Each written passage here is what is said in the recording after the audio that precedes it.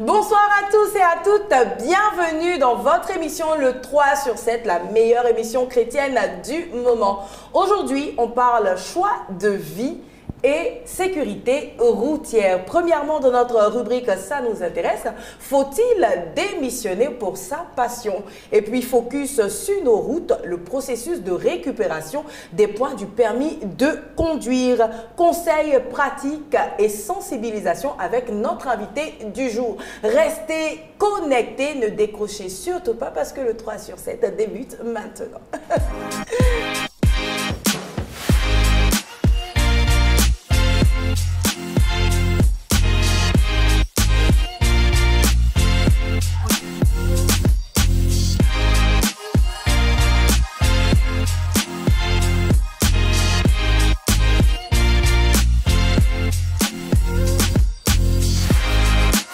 Nous sommes de retour et si vous nous prenez en marche, vous suivez le 3 sur 7. Nous sommes en plateau, l'équipe Choc est déjà présente et à ma gauche, on a la belle Abigail Bamba. Elle est magnifiquement vêtue. Bonsoir ma belle. Bonsoir Franceline. C'est toujours un plaisir de t'avoir. Plaisir partagé. Ouais, tu es un charme ma chérie. Merci. Et j'aime beaucoup ce que tu as porté, cette veste blanche en tweed avec des boutons dorés. Ouais. Qu'est-ce que tu veux nous dire? Je veux juste montrer l'état de mon cœur D'accord. Oui. Abigail, ça c'est L'état de fort. ton Hein. cœur. Oui. Mais Francine, en noir là, qu'est-ce que ça veut dire? Mais pourquoi Bon, je dis ça, je dis rien. forcément Francine? C'est magnifique, ma Ah, chérie. mais Francine, elle a porté du noir. Merci. Voilà Merci. un beau chemisier en soie, avec une belle il faut robe. dire. C'est la classe en fait. Oui, c'est élégant, c'est très élégant le noir. Oh, vous êtes en train de me faire bleuir, les filles. Heureusement que je fais un peu d'humilité, sinon voilà quoi. Comment tu vas, Nicole Ça va, Akoui? toute pépère, ça va. Tu es pétillante. Ouais. J'aime beaucoup ta bouille. Tu as une bouille de bébé. Si. Voilà. On te donnerait le bon Dieu sans confession. Ah, Ah, oui, mais je- on me donne parfois 16 ans, donc je suis une Non, fraîche franchement, ligne de- Voilà. franchement, tu es magnifique. Merci. Et puis à tes côtés, on a la responsable de l'école biblique. on est avec nous aujourd'hui. Non, on est avec nous Ekora. Voilà, Ekora qui nous rejoint encore une fois. Oui, Ça fait plaisir de t'avoir. Toi aussi, tu es magnifique. Merci. Ton joli teint noir. Elle est trop belle, Ekora. Et Oulolo. on constate que tu commences à te plaire un peu. Hein. Ah bon, Parce qu'à hein? chaque fois qu'on t'invite, viens sur 3 sur 7, tu cours. Tu veux laisser les... C'est pas vrai, hein? C'est pas vrai. Pas trop vrai. Pas du tout vrai. Pas trop. Pas tout à fait. Hein. Parce que là, elle est à l'aise je ne ici, veux pas elle. quand même laisser les amoureux de je lis la Bible. Hein? Ou bien, D'accord, on il veut faille pas. quand même qu'on vienne se défendre ici Elle est par de moment. de top musique. Ils sont là. Donc tu les as laissés pour venir Il y a t'asseoir. tout ça, Pas en du fait. tout. Pas Ok. du tout. Elle fuit les versets Ici, bibliques. là, on vient au resto. D'accord. Voilà, le temps est donné. Merci les filles d'être là. Vous êtes magnifiques. Vous rendez ce plateau magnifique, non seulement de par votre beauté extérieure, mais surtout de par votre intelligence. C'est important pour moi de vous le dire. chou. Voilà. Écoutez, nous on passe sans plus tarder pour la rubrique du jour. Ça nous intéresse. Et le thème, faut-il démissionner pour sa passion? On revient juste après ceci.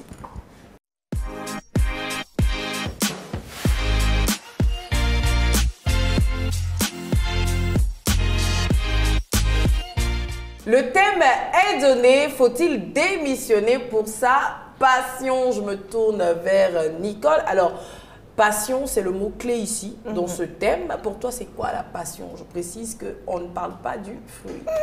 Ça c'est clair. Belle précision. Pour moi, la passion, c'est aimer déjà ce qu'on fait D'accord. et prendre plaisir à le faire. C'est-à-dire que tu t'investis tellement dans ce que tu fais que tu ne ressens même pas en fait que c'est un travail par exemple que tu fais.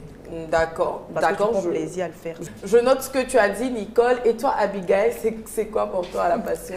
Alors la passion, c'est aimer ce qu'on fait Uh-huh. et faire ce qu'on aime. D'accord. vrai. Voilà, donc on fait ce qu'on aime, on ne sent pas la fatigue. Quand il y a l'adversité, on tient bon, on a les ressources, je veux dire intellectuelles, les ressources au niveau physique, mentales, voilà, psychologiques. mentales, psychologiques, tout ce qu'il faut voilà, pour pouvoir tenir face aux adversités. C'est vrai. D'accord. Donc, Il y a une nuance, mais c'est très important. c'est très important. D'accord. Alors, selon toi, Ekora, hein, est-ce que tu penses que suivre sa passion peut nous rendre heureux? À me baser en fait sur les deux définitions là, moi je vais ajouter que la passion, vu que c'est de faire quelque chose qu'on aime en fait, voilà, avec plaisir, j'ajoute cela. Donc naturellement, ça rend heureux. Ça rend heureux. Oui, suivre sa passion. Mais après, on a vu des personnes qui ont suivi leur passion. Non, mais justement, raison pour laquelle il ne faut pas suivre sa passion parce qu'il faut suivre en fait. D'accord. Il faut une préparation au préalable. D'accord. Voilà. On va y revenir. Est-ce que vous pensez qu'une personne qui est passionnée travaille plus dur selon vous? Non. Moi, je dirais le contraire. Hein. Quand tu es passionné, tu fais ton travail, tu ne sens même pas le temps passer. Moi, par exemple, j'ai toujours voulu travailler dans le domaine de la communication. Et je vous assure que même quand je travaille, je prends plaisir à le faire en fait. Et je peux même piloter plusieurs projets à la fois parce que j'aime la chose. Et c'est le contraire en fait de ces personnes qui n'aiment pas la chose.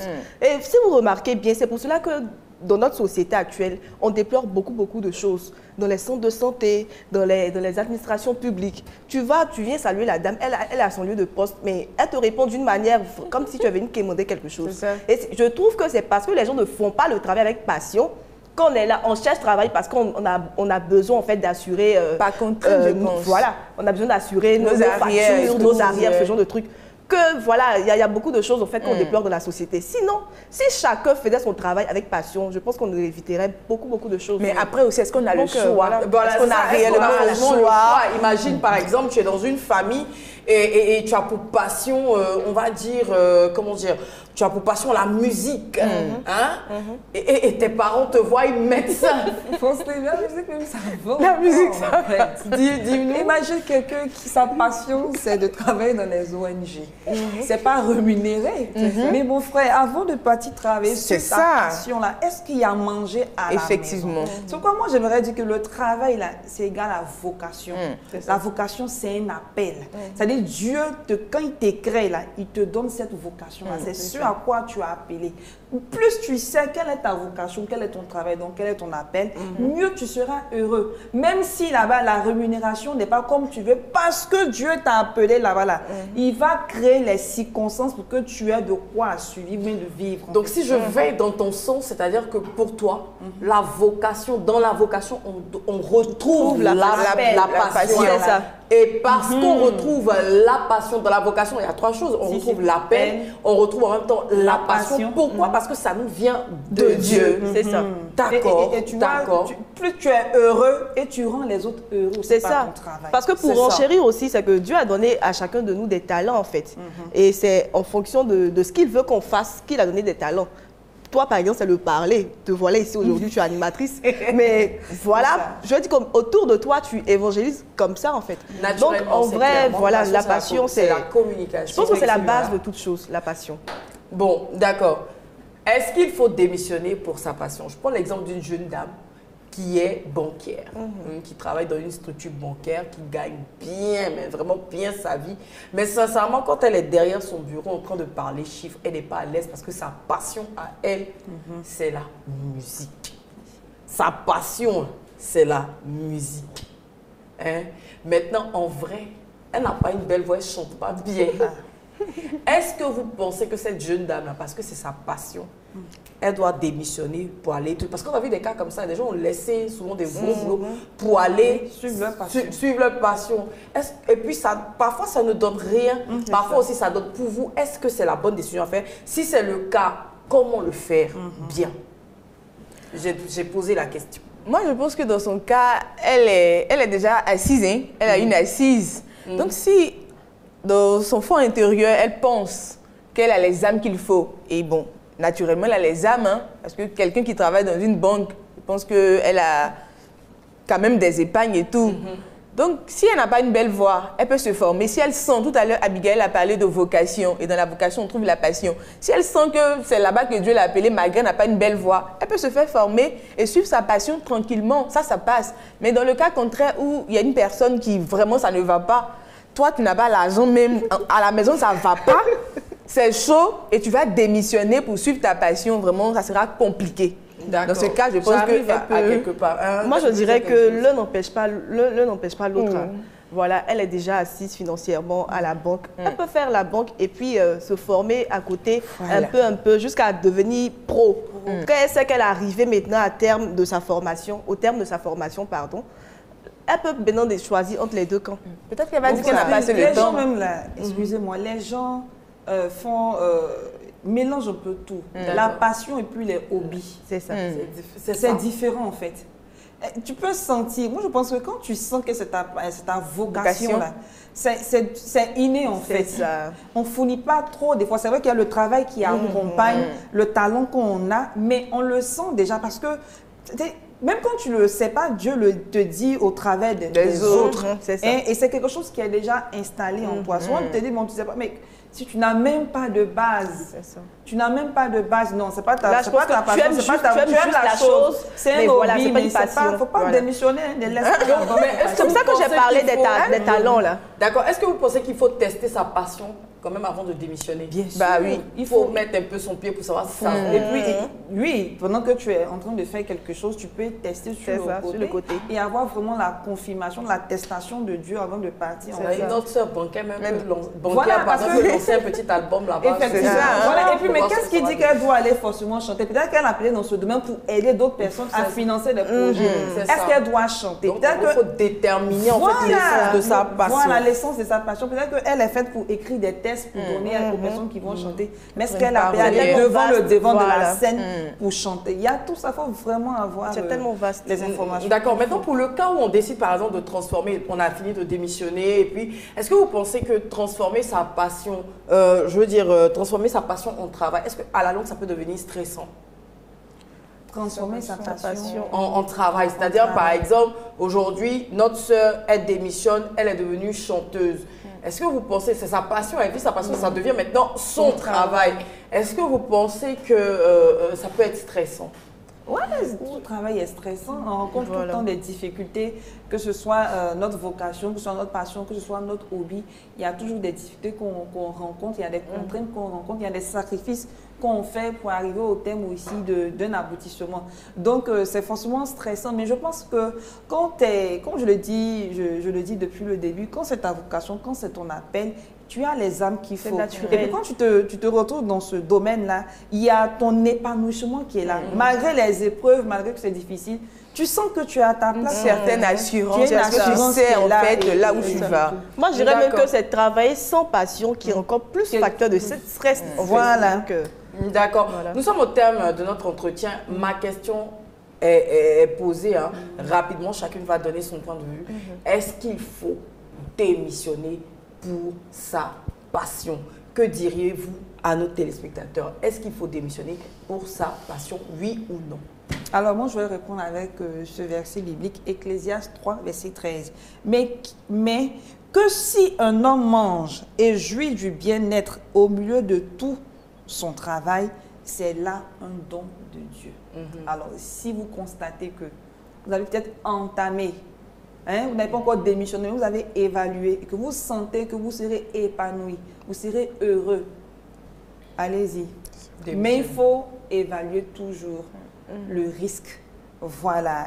Est-ce que c'est viable? Est-ce que le projet est viable? Est-ce qu'il est de Dieu avant d'y aller? Et si oui, allez-y, foncez. D'accord. Et toi, Nicole? Moi, je dirais que je suppose que si vous avez envie de démissionner, c'est parce que vous avez déjà pesé le pour et le contre de la chose.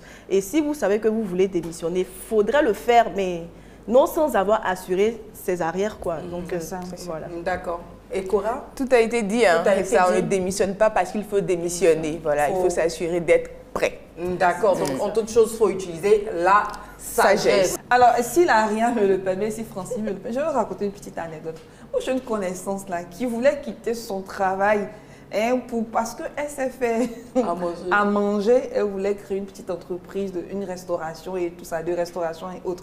Alors, cette dernière a décidé de partir. Mais heureusement, elle a ouvert son petit coin. Elle a vu que c'était pas facile. Je vois de qui tu parles. Je ne parle comme ça. Je vois de qui tu parles. Mais souvent, en fait, on oublie que c'est le travail qu'on fait qui nous C'est ça. permet d'investir D'investir dans notre passion. Mais tu n'as pas investi. on Tu bâtit n'as pas- comme ça. Tu n'as pas de, comment on appelle ça? D'économie, D'économie. d'épargne. Tu parles de te lancer dans quoi? Et puis elle a aménagé le coin. Je vois de qui tu parles. Elle a aménagé le coin. On dit sur Moi, les je suis partie réseaux. manger là-bas. Avec beaucoup de courage. Sur les réseaux, les filles, on dit sur les réseaux qu'elle sait faire un peu d'omelette, elle s'appelle Elle notre chef cuisinier. Voilà, merci les filles. Donc voilà, hein, ça a été dit. J'espère que la discussion va continuer dans vos différents salons. Vous pouvez aussi réagir sur nos différentes pages Facebook. Voilà, donnez-nous votre avis. Est-ce qu'il faut démissionner pour sa passion? Nous, on l'a dit ici en plateau. On peut le faire, mais voilà, il faut assurer ses arrières. Il faut le faire avec sagesse. Pas démissionner juste parce qu'on a vu quelque chose qui nous plaît ou bien par effet de mode. Voilà, la sagesse en toute chose. On peut démissionner pour sa passion, mais il faut le faire avec sagesse. Il faut s'assurer, il faut assurer quand même ses arrières et il faut le faire aussi par conviction divine. Il faut être sûr que ça vient de Dieu, surtout lorsqu'on est chrétien. Il faut soumettre cela au Saint-Esprit. Lui seul est à même de nous dire, voilà, vas-y, fais ceci, vas-y, fais cela. Et parfois aussi, il y a des cas où le Saint-Esprit te somme, démissionne, va faire ce que je t'ai demandé de faire. Là, voilà, c'est un cas à part, ce sont des cas isolés, mais en toute chose, il faut le faire avec beaucoup de sagesse. Ben voilà, la discussion peut continuer chez vous. Vous pouvez aussi réagir sur notre page Facebook. On a envie d'avoir vos différents avis. Sans plus tarder, on passe à la chronique du jour et c'est Abigail qui s'y colle.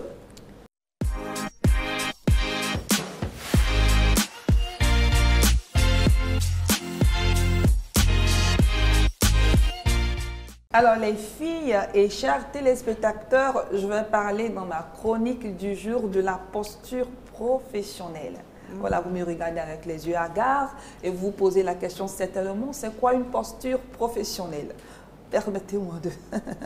C'est l'ensemble des attitudes et des comportements, des compétences et codes de conduite qu'un individu, homme ou femme, adopte dans le cadre de son activité professionnelle. Alors, cette posture professionnelle englobe la manière de communiquer, l'éthique du travail solide, le respect des codes de conduite de l'entreprise, la gestion des relations avec les collègues, le directeur, les ressources humaines, l'adaptabilité, l'implication, l'image qui est très importante et la perception que l'on a de vous et votre progression de carrière. D'accord. Voilà, l'image qu'on a de vous, c'est ce que les autres pensent de vous, vos collègues. Êtes-vous bagarreur, bagarreuse? Qu'est-ce que les autres pensent de vous? Alors, il faut dire que la posture professionnelle n'est pas générique, elle n'est pas standard. Elle varie d'une profession à une autre. Voilà, voilà. Et aussi, elle peut se définir à la fois par qui on est, par nos pensées, par le milieu duquel on vient, c'est-à-dire l'environnement dans lequel on a baigné avant de se retrouver dans cette entreprise. Alors, quelles sont les différentes composantes de la posture professionnelle?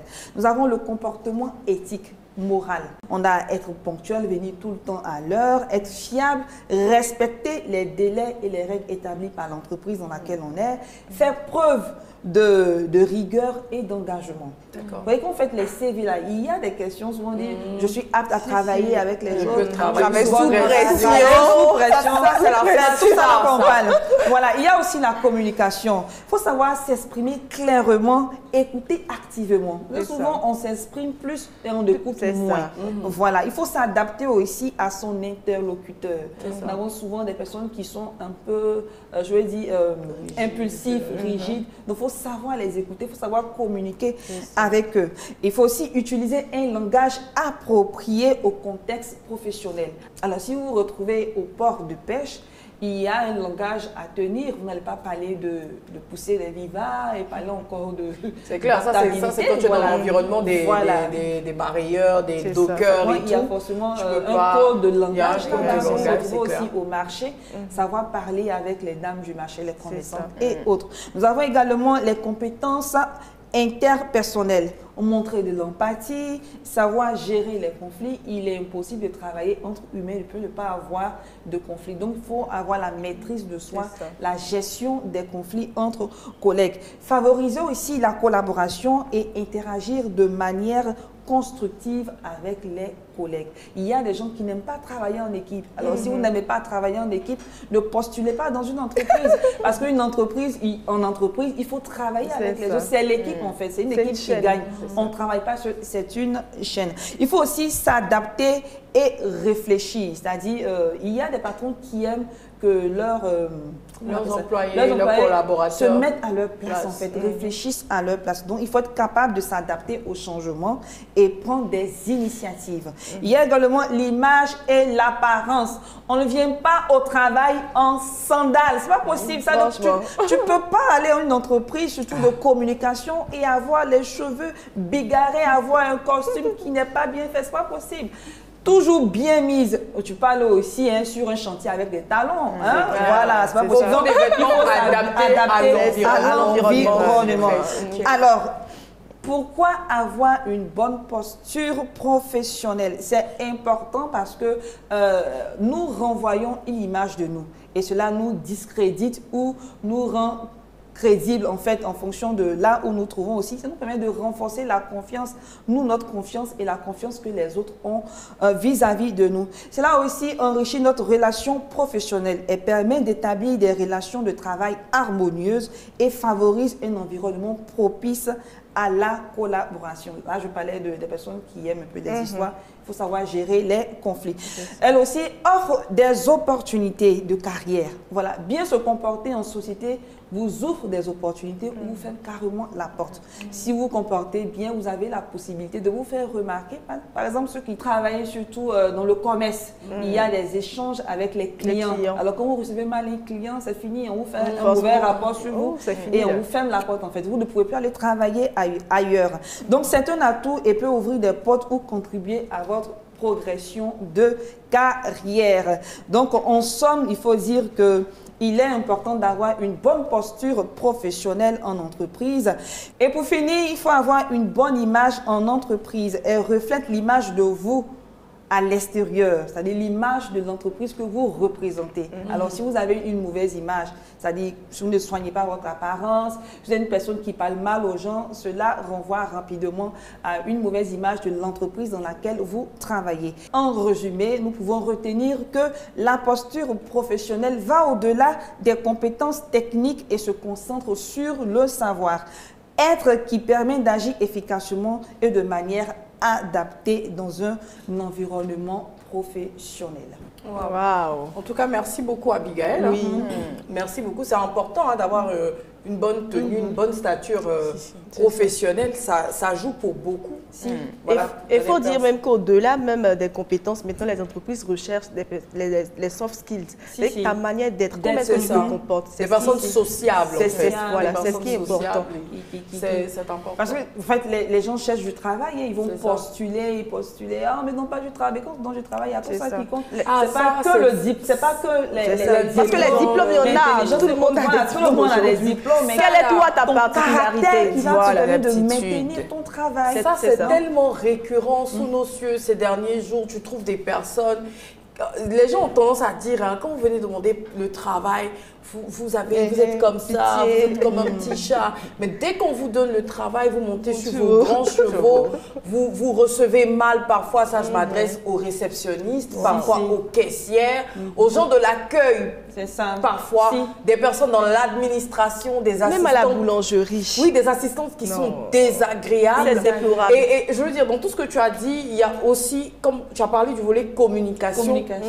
Quand je veux rajouter quelque chose, quand on ne connaît pas une personne qui vient vers vous pour la première fois, c'est le vouvoiement. Jusqu'à ce que cette personne vous autorise de la tutoyer. Mais vous avez des personnes, dès que vous arrivez, et surtout si vous êtes jeune, c'est ça en fait. Je ne dirais pas le malheur, vous avez le bonheur d'être jeune, comme nous. Et puis petit modèle comme moi. Voilà, quand vous arrivez dans un endroit, c'est... Ma chérie. Ma chérie. Je ne suis pas ta chérie. C'est mademoiselle ou madame. Et Franceline, et ceux qui disent mamie. Voilà, je ne suis pas ta mamie. Bonjour mamie. Bref, voilà. Il y a beaucoup de choses. Voilà. Que ce soit parfois, c'est dans des entreprises privées, des entreprises de renom. Donc, ce serait important à tous les employeurs de faire des formations sur le code d'éthique. C'est important. Voilà, c'est important. Et puis ça aussi, ça relève de votre éducation, hein, vous. C'est personnes ça, qui c'est ça. Voilà, dès que vous avez ce genre mais- de comportement, on vous prête en tout cas une éducation qui a été ça. bâclée. Bref. En tout cas, tout est dit. Merci Abigail. Et puis, on saura se tenir. Hein. C'est valable aussi pour nous. Hein. Nous sommes aussi employés. Voilà, donc on est obligé d'avoir le comportement qu'il faut et des employés chrétiens. C'est important de le dire. Voilà, merci Abigail. On referme les portes de ta chronique pour ouvrir les portes à notre invité du jour. Et avec lui, on parle de sécurité routière. Après ceci.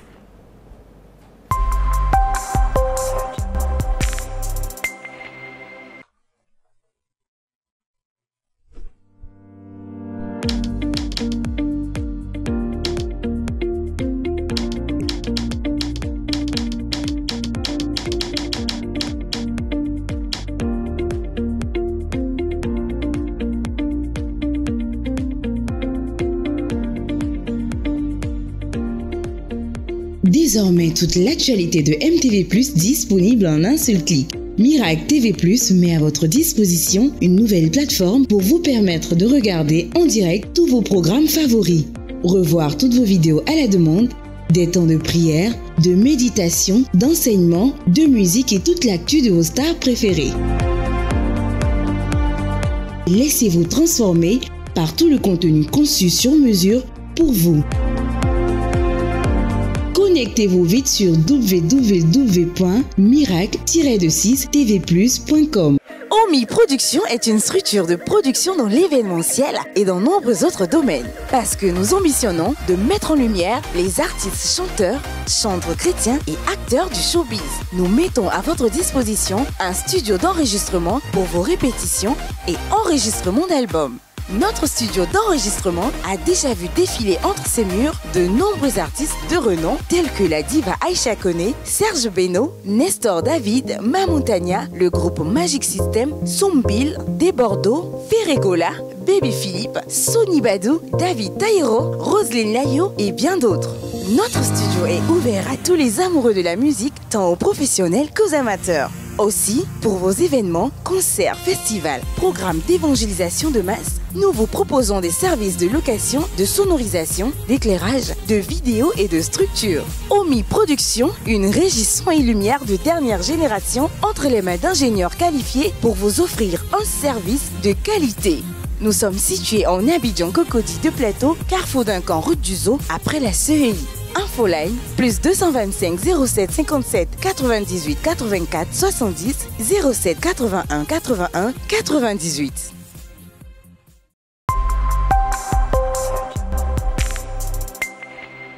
Nous sommes de retour, chers téléspectateurs, pour la deuxième partie de notre émission. Et notre invité est déjà sur le plateau. Vous savez comment on accueille un invité sur le plateau du 3 sur 7 avec des applaudissements.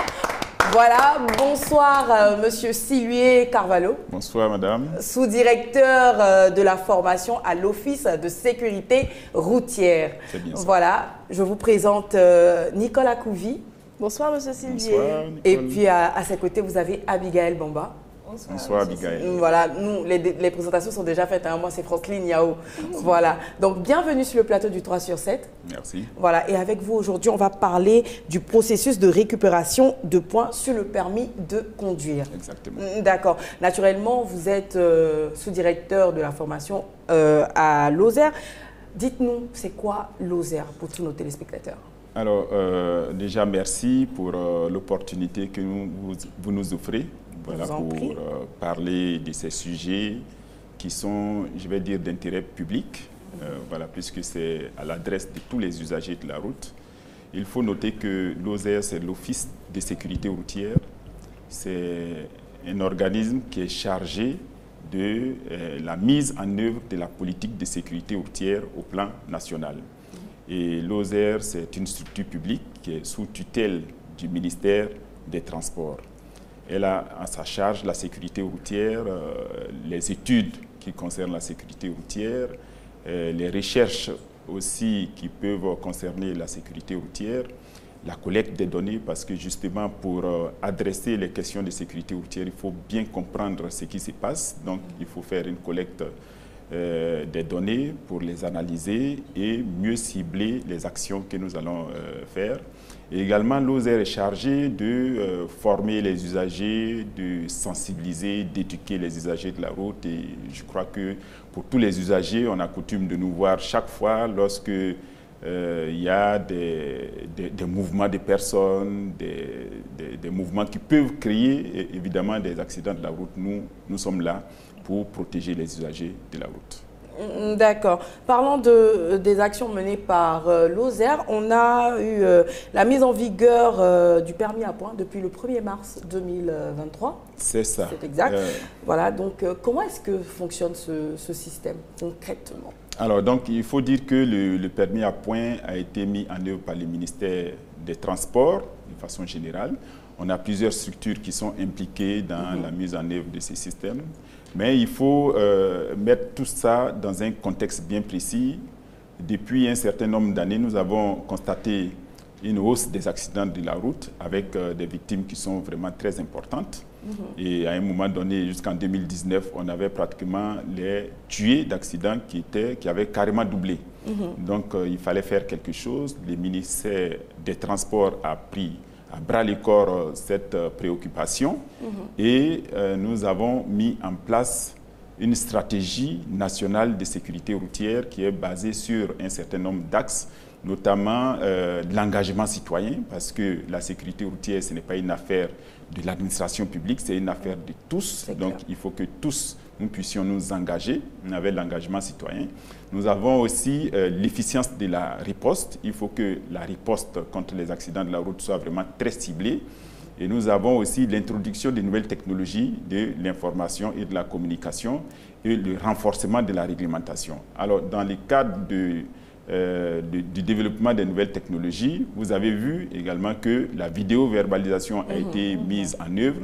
Alors l'idée, c'était de faire en sorte que l'usager ne soit pas chaque fois confronté à un policier ou bien à un agent des forces de l'ordre à tout moment, et de faire en sorte que les contrôles puissent se faire de jour et de nuit. Donc la caméra est là qui capte les infractions au code de la route. Et plus tard, nous avons eu le système du permis à points qui vient vraiment responsabiliser les conducteurs. Le système du permis à points, quel est le principe? Vous avez à chaque permis de conduire un capital de points qui est alloué. Et chaque permis de conduire a un capital de 12 points initialement. Et chaque fois que vous commettez des infractions, ce capital s'est réduit jusqu'au point où il peut être nul.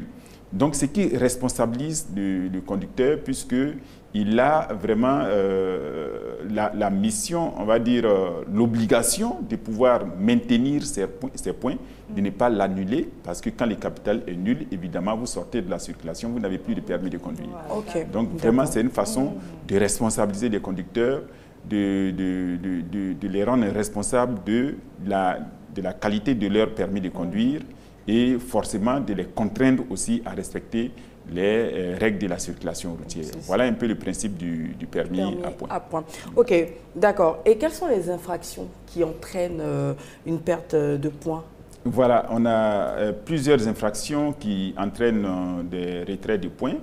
Il faut noter toutefois que c'est des infractions au code de la route de façon générale. Et là, nous avons plusieurs infractions, et toutes ces infractions ne sont pas reportées au niveau du permis à points. Nous avons sélectionné un certain nombre d'infractions qui vont entraîner des retraits de points, et pour le moment, il y a 13 infractions qui ont été identifiées qui font l'objet des retraits de points. Alors, on ne va pas citer peut-être toutes ces infractions, mais il faut noter de façon générale que parmi ces 13 infractions, on a insisté sur l'excès de vitesse. On a 6 infractions sur ces 13 qui se rapportent à l'excès de vitesse. Quand je parle d'excès de vitesse, en fonction aussi de la zone où on se trouve. Donc, quand vous vous trouvez en agglomération, il y a des vitesses qui sont recommandées. Quand vous vous trouvez en rase campagne entre deux villes, vous avez des vitesses également. Et quand vous vous trouvez sur l'autoroute. Et donc, vous avez 6 infractions qui sont liées à ces excès de vitesse. Alors, j'explique parce que l'excès de vitesse, c'est un élément vraiment primordial dans la gestion de la sécurité routière, parce que c'est un facteur, on va dire, aggravant des accidents de la circulation routière. Lorsqu'un accident arrive et que vous n'étiez pas en vitesse, vous êtes à 40 km/h qu'un pneu explose, vous avez vraiment la possibilité de pouvoir maîtriser votre véhicule et de sortir indemne. Mais lorsque vous imaginez que quelqu'un va à 120 km/h quand le pneu explose, alors la première cause de l'accident, c'est l'explosion du pneu. Mais du fait de la vitesse, alors l'accident devient grave et on peut avoir une perte de vie humaine. C'est pourquoi justement l'État de Côte d'Ivoire, nous avons beaucoup insisté sur cet aspect pour permettre aux usagers de la route de pouvoir réduire leur propension à faire de la vitesse et notamment, certainement, lorsque l'accident va se faire, il faut évidemment qu'on n'ait pas de victimes humaines. Donc, voilà, donc vous avez 6 infractions par rapport à l'excès de vitesse. Nous avons aussi une infraction par rapport au téléphone au volant. Donc vous avez les téléphones au volant qui fait l'objet de retrait de points également. Et la plus grosse infraction qui va faire l'objet de retrait de beaucoup de points, de la moitié de vos points, c'est l'alcool au volant. L'alcool au volant qui est vraiment un élément aussi important parce que quand vous prenez l'alcool, bon, vous n'avez pas conscience de vous-même et il y a beaucoup de choses que vous pouvez rater, notamment l'augmentation du temps de réaction, c'est-à-dire vous réagissez lentement face aux situations qui parviennent à vous et forcément des accidents peuvent intervenir. Donc voici globalement un certain nombre d'infractions qui vont faire des retraits de points. Je rappelle que les retraits de points, on a des retraits de 2 points, on a des retraits de 3 points, des retraits de 4 points et des retraits de 6 points en fonction de la gravité des infractions qui sont commises. Je donne un exemple pour que ça soit un peu plus clair. Je prends l'exemple de la vitesse en agglomération. Lorsque vous, normalement la vitesse réglementaire en agglomération est de 60 km/h.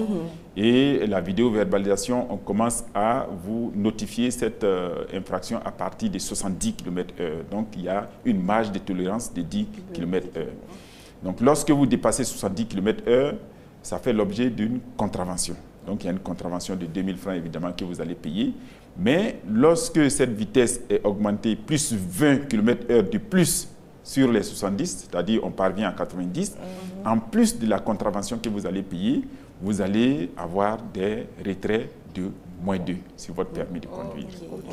D'accord. Les filles, une question. Alors, dans vos propos tout à l'heure, vous disiez que lorsque le capital, c'est-à-dire on parle de l'ensemble des points, est égal à 0, on retire le permis. Alors, combien faut-il de temps attendre pour soit de récupérer son permis, mais est-ce qu'il faut repasser encore le permis? Très bien, ça c'est une question intéressante. Déjà, il faut dire que si le conducteur n'est pas vraiment prudent dans la circulation, qu'il commet beaucoup d'infractions, vous pouvez perdre carrément vos 12 points en une journée. Il suffit de rencontrer peut-être 6 caméras qui font l'objet, qui font des retraits de -2.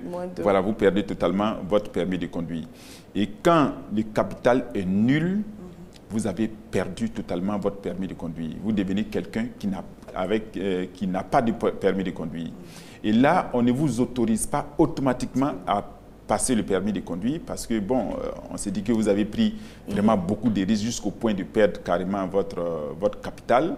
Et vous devrez attendre 2 ans avant d'aller se réinscrire parce qu'en fait, c'est la procédure du permis de conduire qui commence. Vous allez vous réinscrire dans une auto-école comme un nouveau conducteur, justement, pour repasser le permis de conduire. Et là, c'est vraiment contraignant. Donc, ça montre qu'il faut vraiment préserver ces points. Il faut rouler prudemment. C'est ça. Voilà. Nico, Monsieur Carvalho, parfois on sait qu'on roule mal par exemple et on nous envoie des messages, des notifications comme vous venez de le dire.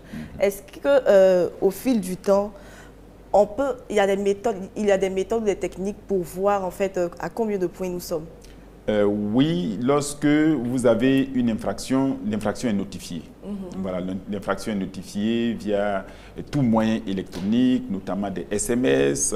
Et tous les usagers ont aussi la possibilité de pouvoir créer un compte sur la plateforme du ministère des Transports et qui permet à ceux-là d'avoir une idée des contraventions avec des retraits de points et tout ce qui concerne les véhicules que vous avez vraiment toutes ces informations sur les comptes personnels que vous pouvez créer sur e-service. Vous allez sur e-service.ci, vous pourrez avoir les informations pour pouvoir créer ce compte. D'accord. Alors, parlons de récupération de points. Est-ce que lorsqu'on est sanctionné, voilà, est-ce qu'il y a moyen d'avoir recours, de pouvoir contester, voilà, si on trouve que c'est injuste, par exemple? Est-ce qu'il y a des moyens de recours? Oui, effectivement, il y a des moyens de recours. Donc, lorsque vous avez été une infraction, vous avez été notifié, vous pouvez aller au centre de gestion intégré pour faire une réclamation. Par exemple, vous avez votre véhicule, je précise que la vidéo-verbalisation, c'est l'immatriculation du véhicule qui est notée. Donc, c'est à travers l'immatriculation du véhicule que l'infraction est reportée. Et il peut arriver que le nom qui est derrière l'immatriculation, ce n'est pas cette personne qui conduit les véhicules.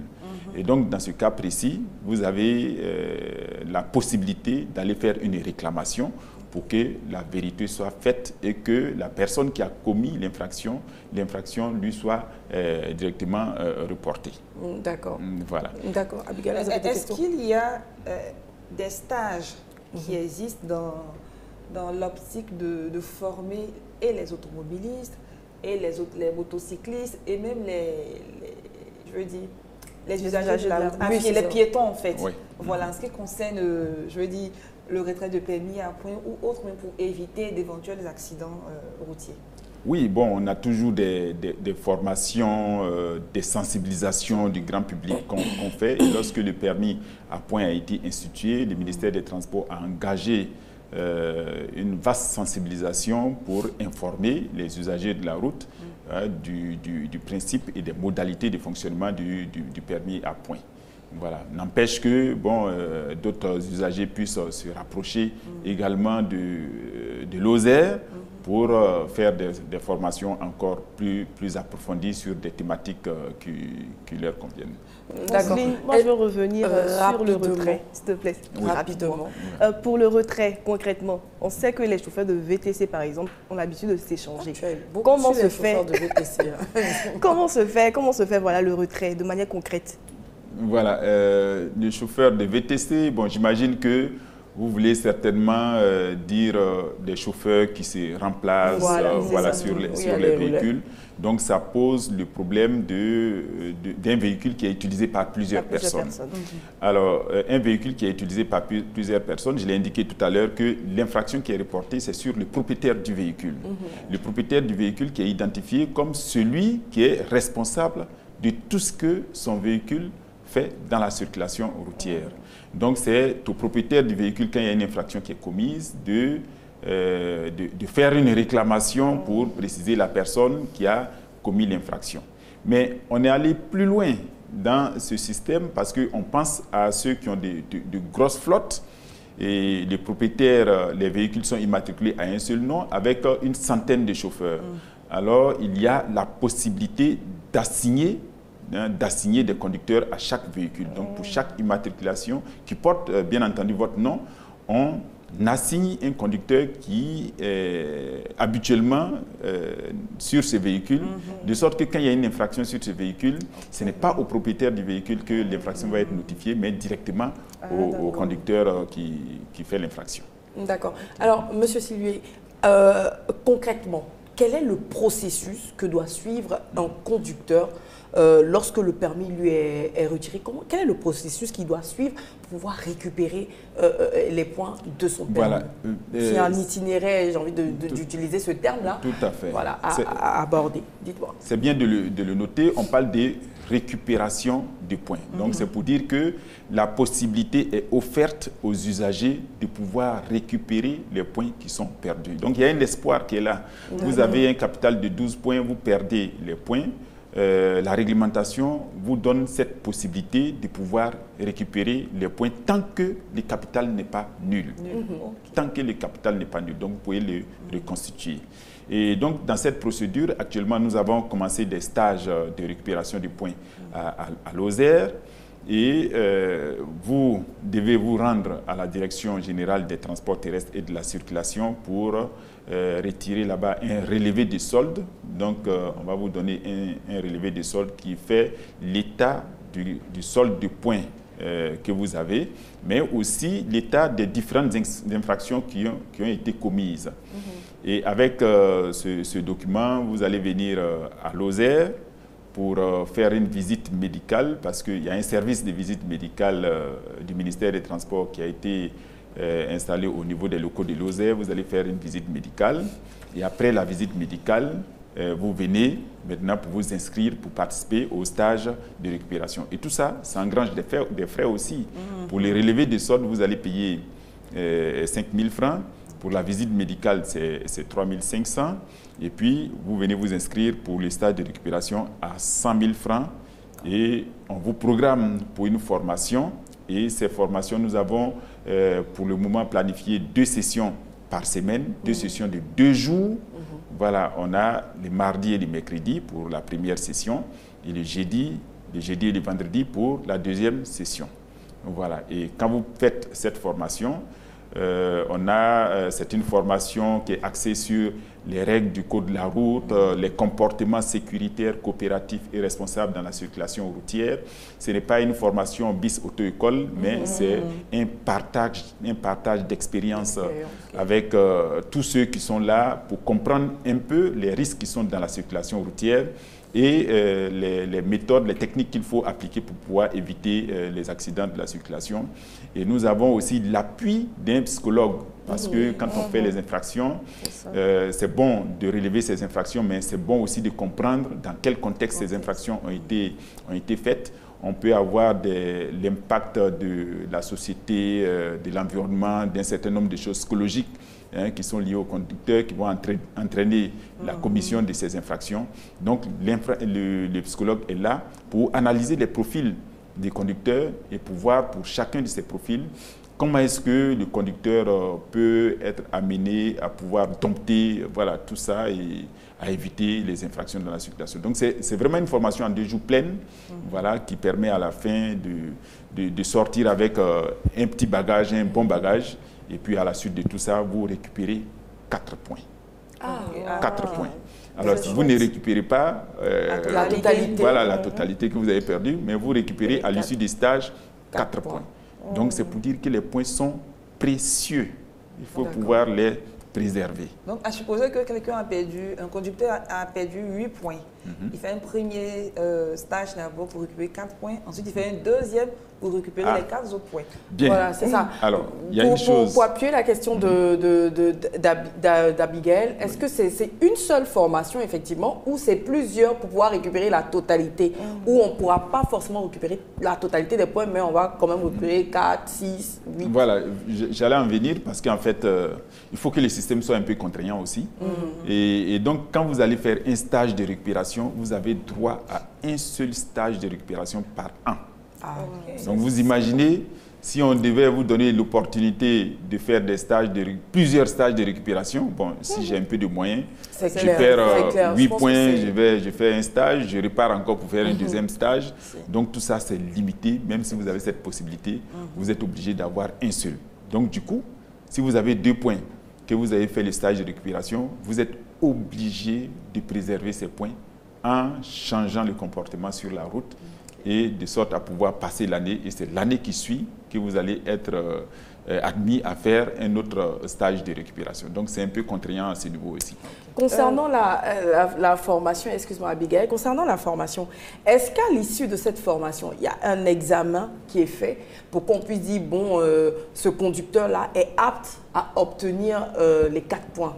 Ou on se dit, par exemple, vu qu'il a assisté à la formation, naturellement, il a assimilé. Est-ce que quelqu'un n'irait pas à cette formation-là juste pour récupérer ces 4 points pour pouvoir retrouver la route? Oui, ça peut se faire, mais ce n'est pas une évaluation en tant que telle, mais on peut avoir une évaluation formative. Voilà, c'est une évaluation, on donne des notions, mais ça peut être une évaluation qui conduit à la correction de certains dysfonctionnements qu'on va observer, mais pas forcément pour récaler. Parce qu'en fait, le stage de récupération, c'est ça. C'est vraiment d'éduquer, c'est vraiment de relever ce qui ne va pas, et c'est de voir comment est-ce qu'avec l'usager qui est là, comment est-ce qu'on peut inverser la tendance pour avoir des comportements qui soient beaucoup plus responsables dans la circulation routière. D'accord. Monsieur Silvio, on tire allègrement vers la fin de notre entretien. Dernière question. Rapidement, Okay. Monsieur Silvio, est-ce qu'on peut parler chiffres maintenant, de manière chiffrée? Quel impact a eu la mise en place de ce système, si on doit parler chiffres? Oh, oui, on va parler chiffres, mais si vous me le permettez, il y a un élément vraiment très important que je voulais souligner. C'est que, comme je l'ai indiqué, lorsque vous avez 0 point, votre capital s'annule, vous n'avez plus la possibilité de vous inscrire pour un stage de récupération. Vous allez reprendre le permis de conduire après 2 ans. Wow. Mais le ministre des Transports, depuis le 23 juillet 2025, a donné la possibilité à tous ceux qui ont le solde nul de participer exceptionnellement aux stages de récupération qui sont organisés.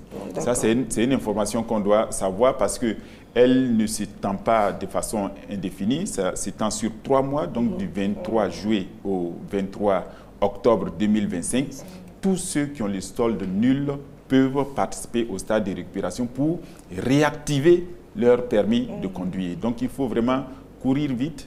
Regardez quel est votre solde et rapidement venir réactiver votre permis parce que si vous ne le réactivez pas, vous vous exposez aux sanctions de la loi parce que quand vous conduisez avec un solde nul, c'est comme si vous conduisez sans permis de conduire et on va vous traiter comme quelqu'un qui conduit sans permis de conduire. Alors pour revenir à l'impact, ça ne saurait être attribué seulement au permis à points parce qu'on a pris beaucoup de mesures. Il y a une réforme générale qui a été prise dans le domaine de la sécurité routière et on a quand même un impact vraiment important. Quand on prend tout de suite au niveau de l'excès de vitesse avec la vidéoverbalisation, on a constaté une baisse des vitesses moyennes en agglomération déjà. Déjà au début de la mise en œuvre de la vidéoverbalisation, on avait une vitesse moyenne qui s'estimait à plus de 80 km/h et un an après, on est passé à 79 km/h, voilà, en 2022. En 2023, on est carrément passé à moins de 60 km/h. Donc, du coup, on voit qu'il y a eu vraiment un impact sur le comportement des usagers. Mais malheureusement, on avait eu une tendance à la baisse des chiffres d'accidents jusqu'en 2023. Mais à partir de 2023, les chiffres d'accidents et de tués ont commencé à augmenter. Donc, c'est le lieu vraiment d'interpeller les usagers à plus de prudence dans la circulation routière également. D'accord. Nous avons terminé, M. Cavallo. Avant de vous laisser partir, vous allez donner votre mot de fin, surtout un conseil à tous nos automobilistes. Et aussi, on a certains automobilistes qui pensent que le système de permis à points, c'est juste, on va dire, une manière de faire entrer de l'argent plutôt qu'un moyen de sécurité. Donc, qu'est-ce que vous leur répondez en même temps, voilà, le conseil que vous pouvez apporter à tous nos automobilistes? Oui, mais on frappe là où ça fait mal. Alors, donc, ce n'est pas pour apporter de l'argent, mais si ça vous fait mal de dépenser de l'argent, c'est encore mieux. Voilà, donc on peut tout simplement éviter, voilà, puisque si vous n'avez pas commis d'infraction, vous n'aurez pas de contravention. C'est ça. Voilà, donc c'est tout simple. Vous pouvez rouler avec votre capital de 12 points sans être confronté à quoi que ce soit, et puis le tour est joué, vous n'allez pas apporter de l'argent et ce sera terminé. Voilà, donc il n'y a pas de souci à ce niveau. Ce n'est pas pour avoir de l'argent, mais c'est pour contraindre les usagers à pouvoir respecter les minimums de règles dans la circulation routière. D'accord. Et votre conseil? Voilà, le conseil qu'on peut donner, c'est de dire que la sécurité routière, ce n'est pas une affaire de l'administration publique seulement. C'est une affaire de tout le monde. Et c'est tous collectivement que nous pouvons améliorer la sécurité routière. Donc, un usager formé, un seul usager formé, ça ne suffit pas à rendre une circulation routière sûre. Mais c'est tous les usagers formés, tous les usagers sensibilisés, tous les usagers respectueux du code de la route qui peuvent faire changer tout. Donc, il faut que tous les usagers de la route doivent comprendre quand même leur rôle qu'ils jouent dans la circulation routière et de s'engager résolument à respecter les règles pour la sécurité de tous. Voilà un peu ce que je peux dire aux usagers, en tout cas d'être prudents sur la route et tout se passera bien. Merci beaucoup, Monsieur Cavallo. C'était vraiment enrichissant. Merci en tout cas de nous avoir honorés par votre présence. Merci infiniment. Nous en avons appris beaucoup grâce à vous. Et puis moi, je voudrais inviter tous les téléspectateurs à aller aussi sur le site de Lozère. Voilà, parce qu'il y a pas mal d'informations là-bas aussi qu'on pourrait avoir sur tout ce qui concerne la sécurité routière. Quant à moi, chers téléspectateurs, nous allons refermer les portes de cette émission que j'ai pris plaisir à vous présenter. Il faut savoir une chose, le permis à points, ce n'est pas une sanction, mais c'est un rappel que chaque vie est précieuse. Respecter le code de la route, c'est protéger non seulement ses points, mais c'est aussi protéger des vies. Voilà, Proverbe 4, verset 11 nous dit « Je te conduis dans le chemin de la sagesse, je te mène dans les sentiers de la droiture. » Alors, chers automobilistes, la sécurité commence par vous. À très bientôt et je vous envoie plein de bisous. Que le Seigneur vous garde. Bye.